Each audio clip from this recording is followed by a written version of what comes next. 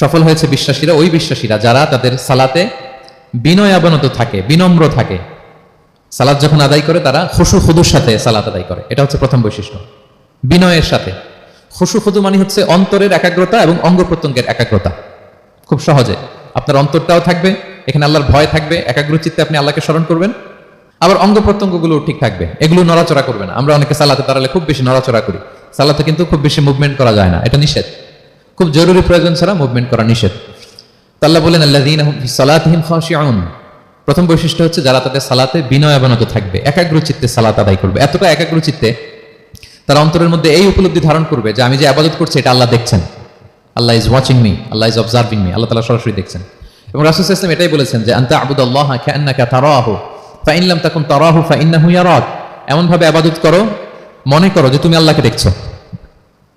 আর এটা যদি ভাবতে, এই উপলব্ধি আনতে যদি কষ্ট হয়, তাহলে অন্তত এতটুকু তো ভাবো যে আল্লাহ তোমায় দেখছেন, আল্লাহ আমাকে দেখছেন। এই ভাবনাটা অন্তরে আনা যায় না? চাইলেই আনা যায়। আমরা যেন এই উপলব্ধিটা নিজেদের মধ্যে রিয়েলাইজেশনটা বিল্ড আপ করার চেষ্টা করি যে আমি যে মুসল্লায় দাঁড়ালাম, এই যে আমি কিয়ামুল লাইল করতেছি, এই যে তারাবিতে আমি 20 রাকাত পড়তেছি লম্বা সময় ধরে, আল্লাহ কিন্তু দেখছেন। আমার সিজদা, আমার রুকু, এগুলো আল্লাহ তাআলা সরাসরি কি করছেন? দেখছেন। এই ফিল নিয়ে যদি আপনি সালাতে দাঁড়ান, এটা হচ্ছে খুশু খুদু। সাহাবারা এতটা বিনয়বনত ভাবে একাগ্র চিত্তে নিমগ্ন হয়ে সালাতে প্রবেশ করতেন। মরুভূমির মাঝখানে ওনারা সালাত পড়ার সময় মাঝে মাঝে মরুভূমির পাখি এসে ওনাদের কাঁধে বসে যেত, মাথায় বসে যেত। পাখিগুলো মনে করতো এগুলো হয়তো খেজুর গাছ টাছ কিছু একটা হবে। কি হবে? খেজুর গাছ হয়তো হবে। আবার যখন রুকুতে যেতেন পাখি উড়াল দিত। তার মানে কি, খুব বিনয়বনত ভাবে বিনম্র চিত্তে ওনারা সালাত অফার করতেন।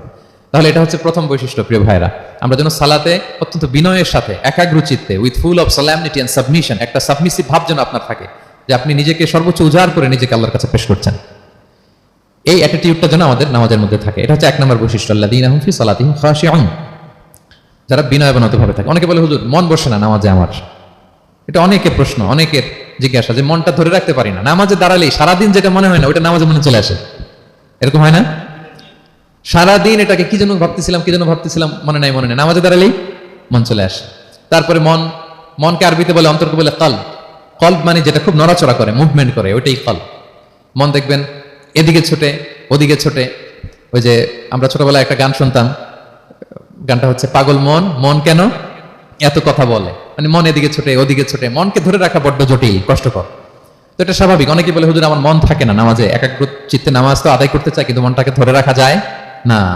তো কিভাবে এই খুশু খুদু সাবমিসিভনেস আপনি কিভাবে বাড়াবেন, এটাও বিষ্ণু ইসলাম আমাদেরকে ইনস্ট্রাক্ট করেছেন, গাইড করেছেন। কিভাবে এই খুশুটা আসবে, অন্তরের মধ্যে একাগ্রতা আসবে। এক নম্বর পদ্ধতি হচ্ছে খুশু খুদু বাড়ানোর। সালাতে যখন আপনি দাঁড়াবেন, বিষ্ণু বলেন সল্লু সলাতান মুআদ্দিয়া। বিষ্ণু বলেন মনে করো যে নামাজটা পড়তেছো এটা হতে পারে তোমার বিদায়ী নামাজ, শেষ নামাজ জীবনের, হতে পারে না? ধরেন যে মাগরিবের সালাত যে আমরা আজকে পড়বো, এমন তো হতে পারে এটাই আমাদের জীবনের শেষ নামাজ। কি বলেন?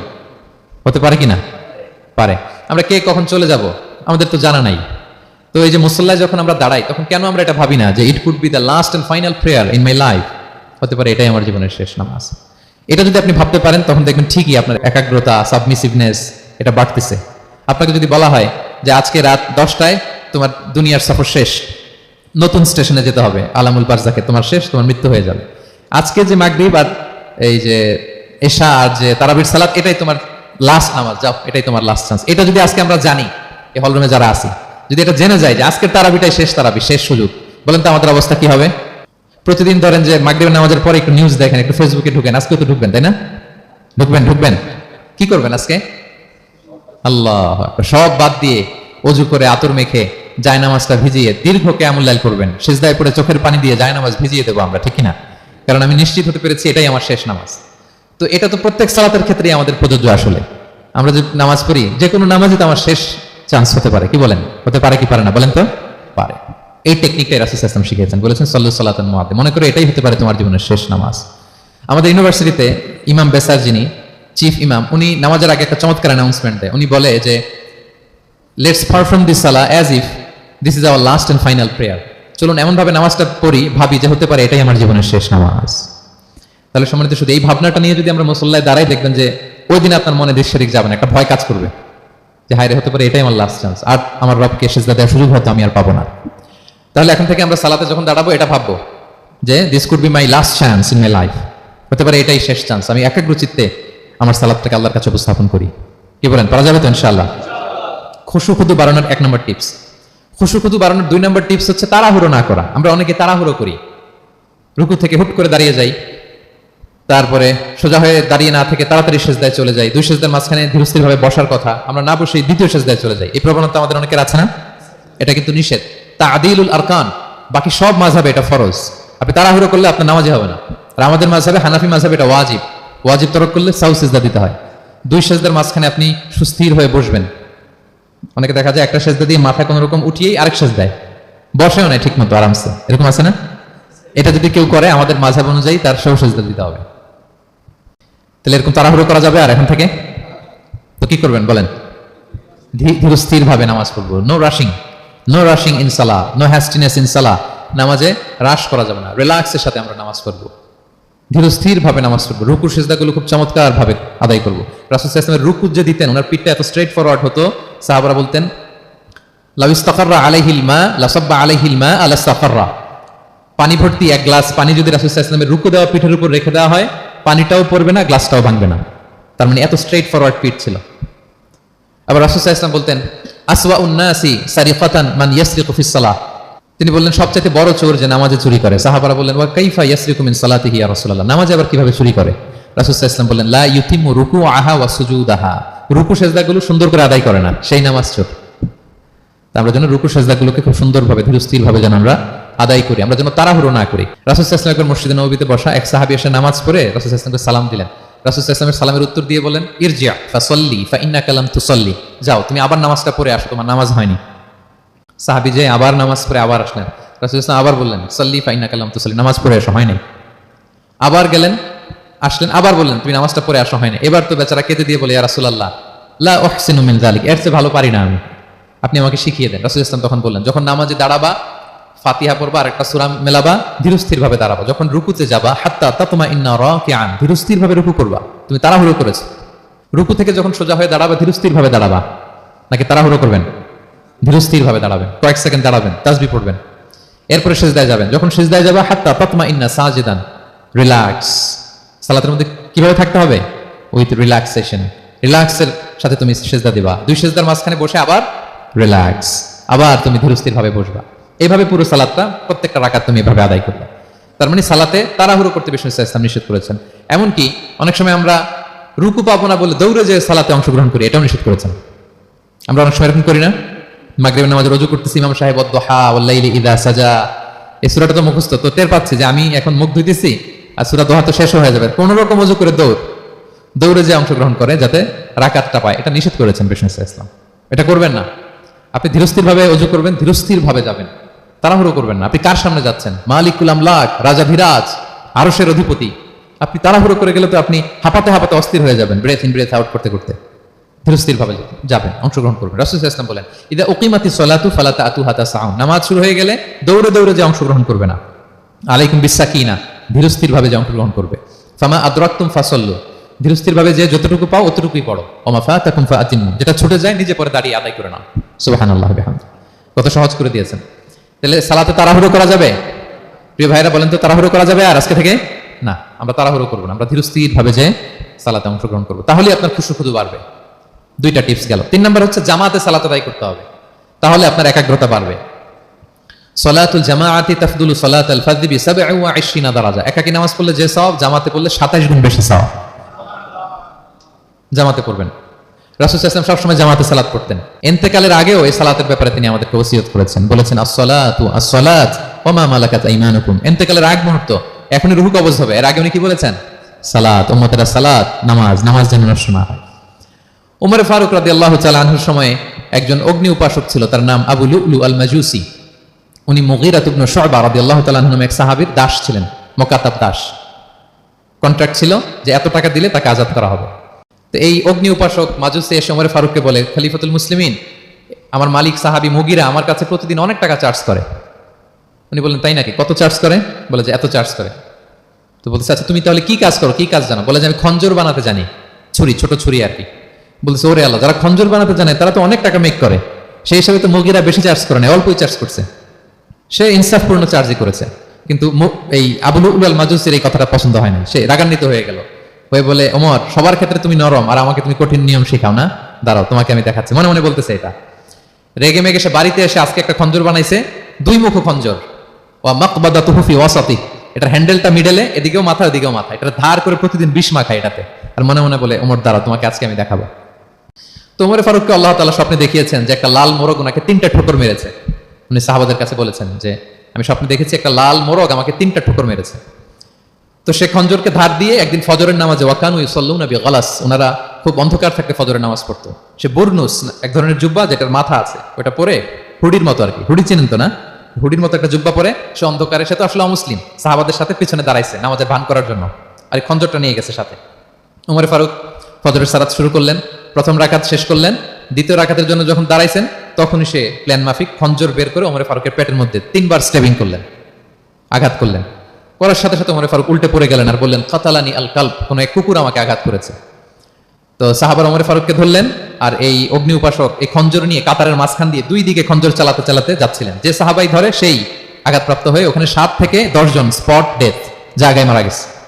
পরে এক সাহাবী নিজের জামা খুলে তার গায়ে ছুঁড়ে মারছে, তখন সে ওইটাতে পেঁচিয়ে পড়ে গেছে, যখন বুঝে গেছে যে আমাকে ধরে ফেলবে সে সুইসাইড করে ফেলছে, নিজেকে নিজে মেরে ফেলছে।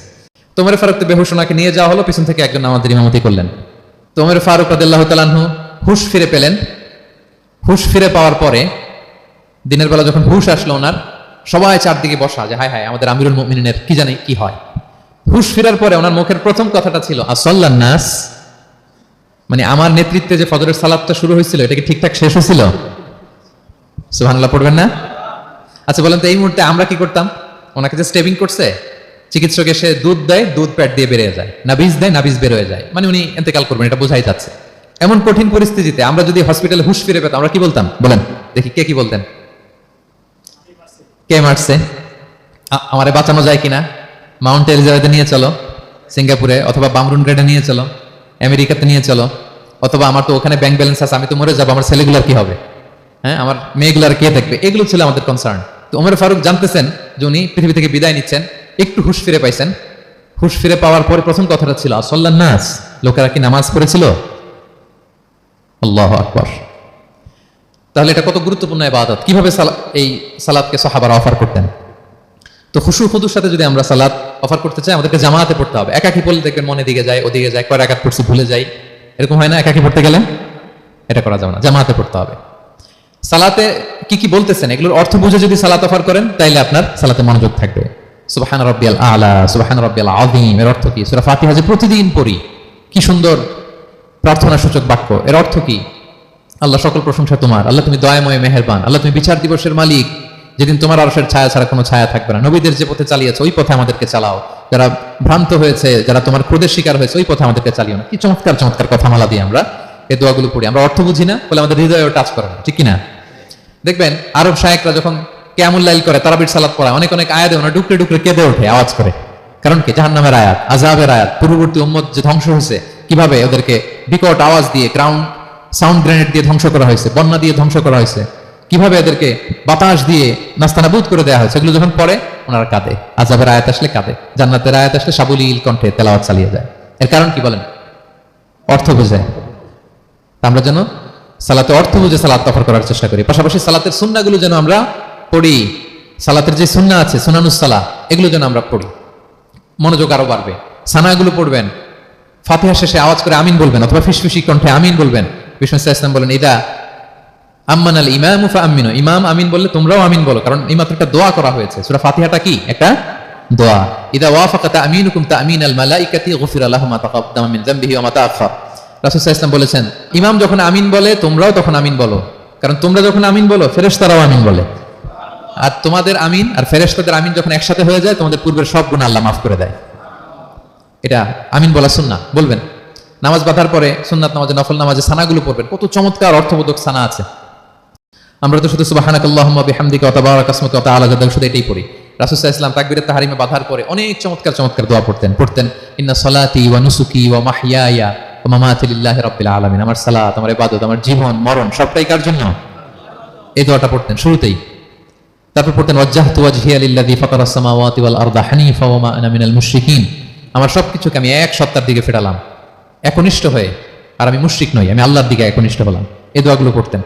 আল্লাহুম্মা বাঈদ বাইনি ওয়া বাইনা খাতায়ায়া কামা বাআদতা বাইনাল মাশরিকি ওয়াল মাগরিব। আল্লাহুম্মা নাক্কিনি মিন খাতায়ায়া কামা ইউনাক্কা আস-সাওবুল আবিয়াদু মিনাদ দানাস আল্লাহুম্মা আগসিল খাতায়ায়া বিল মাই ওয়াস সালজি ওয়াল বারাদ। এগুলো সানা, এগুলো যে সানা আমরা জানিই না। সানা মানে হচ্ছে প্রশংসাসূচক কথা। আমরা শুধু সুবহানাকাল্লাহুম্মা ওয়া বিহামদিকা এতটুকুই পড়ি। রাসূল ইসলাম বলতেন, আল্লাহ আমার আর আমার গুনার মাঝে এতটুকু দূরত্ব করে দাও, পূর্ব থেকে পশ্চিম যত দূর আমার আর আমার গুনার বোঝার মাঝে এতটুকু দূরত্ব তুমি করে দাও। সাদা কাপড় যেমনি ধুয়ে ফকফকা করা হয়, আল্লাহ আমাকে তুমি গুনামুক্ত করে এরকম ফকফকা সাদা বানিয়ে দাও, শুভ্র বানিয়ে দাও। আল্লাহ আমাকে তুমি বরফ দিয়ে, ঠান্ডা পানি দিয়ে, তুষারপাত দিয়ে ধুয়ে আমার গুনাহগুলো তুমি পরিষ্কার করে আমাকে তুমি নিষ্পাপ করে দাও। এগুলো বলে এরপরে আলহামদুলিল্লাহ রাব্বিল আলামিন সূরা ফাতিহা শুরু করতেন। সালাম ফিরানোর আগে বিষ্ণু সাল্লাল্লাহু আলাইহি ওয়াসাল্লাম দোয়া মাসুর পড়তেন। কত চমৎকার মাসুর দোয়া আছে। আবার বিষ্ণু বলতেন, লা ইউসাল্লিমান্না আহাদুকুম হাত্তা ইয়াতাআওয়াদা আন আরবা মিন আযাবিল কবর মিন আযাবি জাহান্নাম মিন ফিতনাতিল মাহইয়া ওয়াল মামাত ওয়া মিন ফিতনাতিল মাসিহিদ দাজ্জাল। আমার কোন উম্মত যেন সালাম ফিরানোর আগে এই চারটা জিনিস থেকে পানাহ চাওয়া ছাড়া যেন সালাম না ফিরায়। একটা কি? আল্লাহ তুমি জাহান্নামের আযাব থেকে বাঁচাও, আল্লাহ তুমি কবরের আযাব থেকে বাঁচাও, আল্লাহ জীবন মরণের ফিতনা থেকে বাঁচাও, আল্লাহ তুমি দাজ্জালের ফিতনা থেকে বাঁচাও। পড়ে না আমিন। তো এত এঙ্গেজমেন্ট যদি আপনার নামাজে থাকে, আপনার মন এদিক সেদিক যাবে? হ্যাঁ, আপনি অর্থ খেয়াল করতেছেন, আযাবের আয়াত আসলে আপনি অশ্রুসিক্ত হচ্ছেন, আপনি দোয়া মাসুর পড়ছেন, আপনি সানা পড়ছেন, আপনি দীর্ঘ সময় কিয়ামুল লাইল করতেছেন, আপনার মনে এদিক সেদিক ছুটবে? বলেন তো ছুটবে না। এই টিপস গুলো বিষ্ণু সাল্লাল্লাহু আলাইহি ওয়াসাল্লাম শিখিয়েছেন। এগুলো যদি আমরা পালন করি তাহলে আল্লাযীনা হুম ফি সালাতিহিম খাশিউন, বিনম্র চিত্তে সালাত আদায়কারী হিসেবে আমরা আল্লাহর কাছে পরিগণিত হব। তাহলে